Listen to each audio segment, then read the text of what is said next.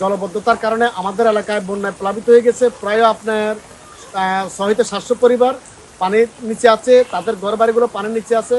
তো আমরা পৌর প্রশাসকের কাছে দৃষ্টি আকর্ষণ করছি, আমাদের যেসব পরিবারগুলো পানি ক্ষতিগ্রস্ত অবস্থায় আছে তাদেরকে শুকনো খাবার অথবা খিচুড়ির ব্যবস্থা নেওয়ার জন্য আমি পৌর প্রশাসকের কাছে বিনীত অনুরোধ করছি। বিশেষ করে নিচের পাড়ায় কমপক্ষে 300 থেকে 350 পরিবার জলাবদ্ধতা হতে পারে।